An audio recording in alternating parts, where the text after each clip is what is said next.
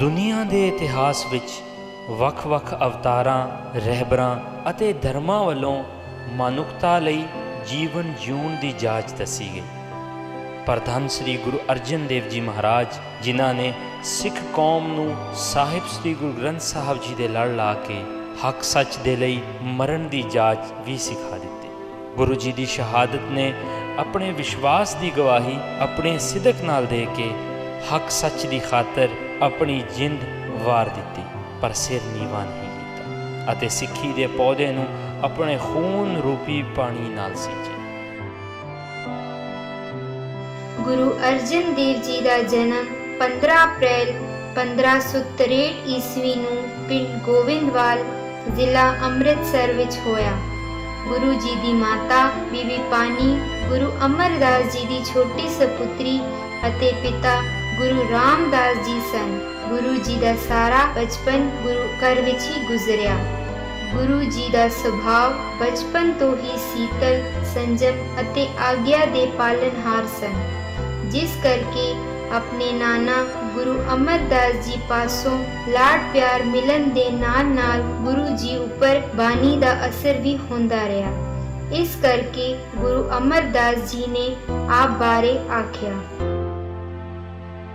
ਦੋਹਿਤਾ ਬਾਣੀ ਕਾ ਬੋਹਿਤਾ। ਆਪ ਦੇ ਬਚਪਨ ਤੋਂ ਹੀ ਗੁਰੂ ਅਮਰਦਾਸ ਜੀ ਨੇ ਆਪ ਜੀ ਦੀ ਵਿਦਿਆ ਵੱਲ ਧਿਆਨ ਦੇਣਾ ਸ਼ੁਰੂ ਕਰ ਦਿੱਤਾ। ਗੁਰੂ ਅਮਰਦਾਸ ਜੀ ਨੇ ਗੁਰਮੁਖੀ ਆਪ ਅਤੇ ਬਾਬਾ ਬੁੱਢਾ ਜੀ ਕੋਲੋਂ ਪੜ੍ਹਾਈ ਅਤੇ ਮਾਮਾ ਮੋਹਰੀ ਨੇ ਗਣਿਤ ਵਿਦਿਆ ਦਿੱਤੀ। ਇਸ ਤੋਂ ਇਲਾਵਾ ਗੁਰੂ ਜੀ ਨੇ ਦੇਵਨਾਗਰੀ, ਫਾਰਸੀ, ਸੰਸਕ੍ਰਿਤ ਅਤੇ ਰਾਗ ਵਿਦਿਆ ਉੱਪਰ ਵੀ ਮਹਾਰਤ ਹਾਸਲ ਕਰ ਲਈ। ਗੁਰੂ ਜੀ ਦੀ ਘੋੜ ਸਵਾਰੀ ਅਤੇ ਤੀਰ ਅੰਦਾਜ਼ੀ ਕਮਾਲ ਦੀ ਸੀ। ਗੁਰੂ ਅਰਜਨ ਦੇਵ ਜੀ ਪਾਤਸ਼ਾਹ ਨੇ 11 ਸਾਲ ਆਪਣੇ ਨਾਨਾ ਗੁਰੂ ਅਮਰਦਾਸ ਜੀ ਦੀ ਗੋਦ ਦਾ ਆਨੰਦ ਮਾਣਿਆ। 1574 ਵਿੱਚ ਗੁਰੂ ਅਮਰਦਾਸ ਜੀ ਨੇ ਗੁਰੂ ਰਾਮਦਾਸ ਜੀ ਨੂੰ ਗੁਰਗੱਦੀ ਦੇ ਕੇ ਜੋਤੀ ਜੋਤ ਸਮਾ ਗਏ।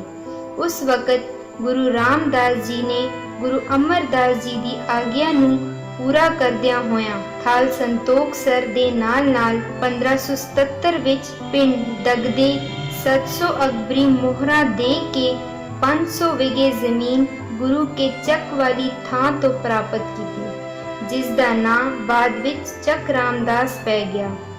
ਗੁਰੂ ਜੀ ਨੇ ਦੁੱਖ ਪੰਜਨੀ ਬੇਰੀ ਵਾਲੀ ਥਾਂ ਸਰੋਵਰ ਦੀ ਖੁਦਵਾਈ ਸ਼ੁਰੂ ਕਰਕੇ ਇਸ ਸਰੋਵਰ ਦਾ ਨਾਮ ਅੰਮ੍ਰਿਤਸਰ ਰੱਖ ਦਿੱਤਾ। ਗੁਰੂ ਰਾਮਦਾਸ ਜੀ ਦੀ ਇੱਛਾ ਸੀ ਕਿ ਇਸ ਥਾਂ ਉੱਪਰ ਇੱਕ ਅਜਿਹਾ ਤੀਰਥ ਸਥਾਨ ਬਣੇ ਜੋ ਸਰਬ ਸਾਂਝੀਵਾਲਤਾ ਦਾ ਪ੍ਰਤੀਕ ਹੋਵੇ, ਜਿਸ ਵਿੱਚ ਦੁਨੀਆ ਦਾ ਕੋਈ ਵੀ ਇਨਸਾਨ ਬਿਨਾਂ ਕਿਸੇ ਭੇਦਭਾਵ, ਊਚ ਨੀਚ, ਅਮੀਰੀ ਗਰੀਬੀ ਤੋਂ ਬਿਨਾਂ ਇੱਕ ਰੱਬ ਦੀ ਭਗਤੀ ਤੇ ਮਨੁੱਖਤਾ ਦੀ ਸੇਵਾ ਕਰ ਸਕੇ।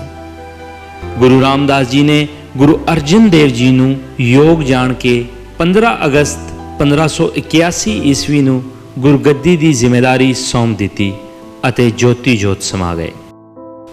ਗੁਰੂ ਅਰਜਨ ਦੇਵ ਜੀ ਨੇ ਆਪਣੇ ਪਿਤਾ ਦੀ ਇੱਛਾ ਨੂੰ ਪੂਰਾ ਕਰਦਿਆਂ ਹੋਇਆਂ ਚੱਕ ਰਾਮਦਾਸ ਭਾਵ ਅੰਮ੍ਰਿਤਸਰ ਦੀ ਉਸਾਰੀ ਵੱਲ ਵਿਸ਼ੇਸ਼ ਧਿਆਨ ਦਿੱਤਾ।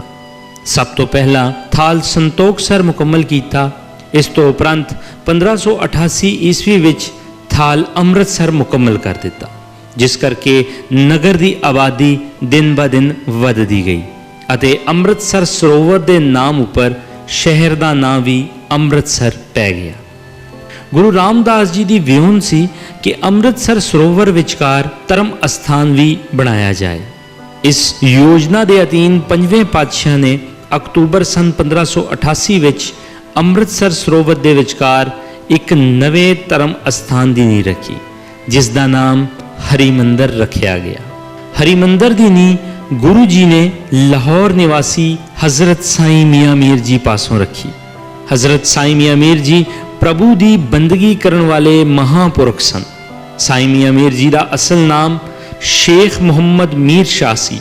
ਆਪ ਖਲੀਫਾ ਉਮਰ ਦੀ ਵੰਸ਼ ਵਿੱਚੋਂ ਸਨ। ਆਪ ਜੀ ਦਾ ਜਨਮ ਸੀਸਤਾਨ ਵਿਖੇ 1550 ਵਿੱਚ ਹੋਇਆ। ਉਮਰ ਦਾ ਵਧੇਰਾ ਹਿੱਸਾ ਆਪ ਜੀ ਨੇ ਲਾਹੌਰ ਵਿਚਕਾਰ ਗੁਜ਼ਾਰਿਆ। ਸੰਨ 1590 ਵਿੱਚ ਹਰਮੰਦਰ ਸਾਹਿਬ ਦੀ ਇਮਾਰਤ ਮੁਕੰਮਲ ਹੋ ਗਈ। ਇਹ ਹਰਮੰਦਰ ਸਾਹਿਬ ਸਮਾਂ ਪਾ ਕੇ ਸਿੱਖਾਂ ਦਾ ਮੱਕਾ ਕਰਕੇ ਜਾਣਿਆ ਗਿਆ।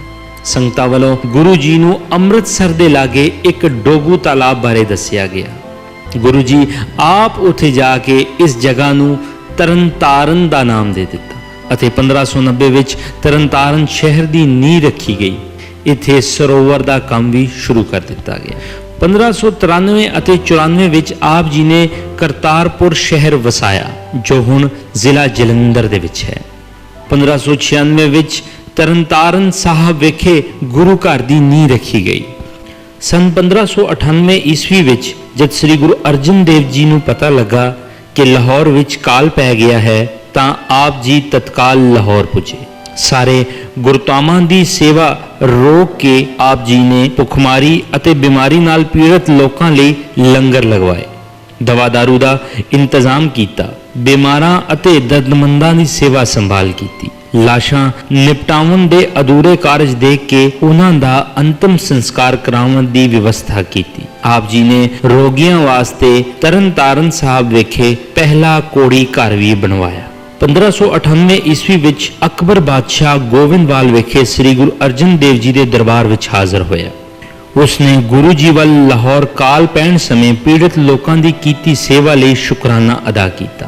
ਗੁਰੂ ਜੀ ਦੀ ਅਜ਼ੀਮ ਸ਼ਖਸੀਅਤ ਅਤੇ ਲੰਗਰ ਪ੍ਰਥਾ ਤੋਂ ਪ੍ਰਭਾਵਿਤ ਹੋ ਕੇ ਪ੍ਰਸੰਨ ਹੋਇਆ। ਬਾਦਸ਼ਾਹ ਅਕਬਰ ਇਸ ਦਾ ਜ਼ਿਕਰ ਆਪਣੀ ਕਿਤਾਬ ਅਕਬਰਨਾਮਾ ਵਿੱਚ ਵੀ ਕਰਦਾ ਹੈ।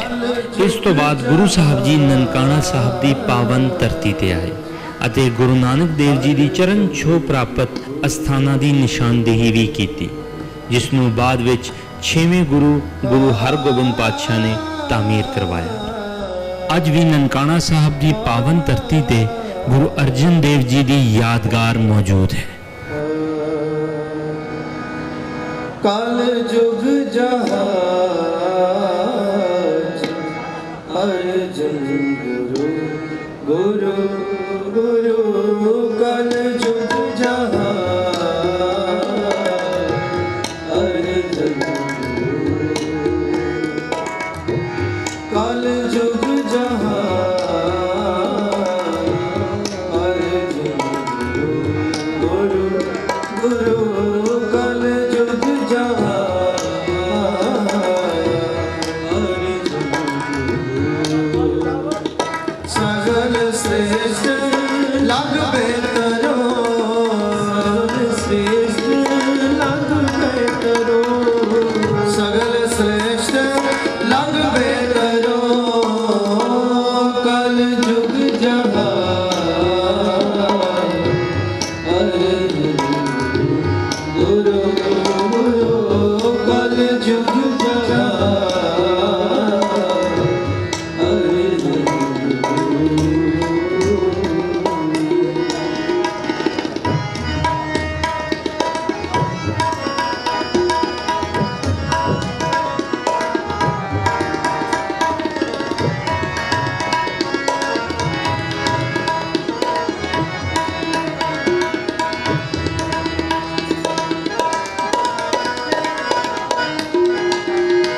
ਸਤਿਗੁਰੂ ਸਤਿਨਾਮ ਸਤਿ ਸੰਤੋਖ ਤਰਿਓਰ ਆਦਿ ਪੁਰਖ ਪਰਤੰਸ ਲਿਖਿਓ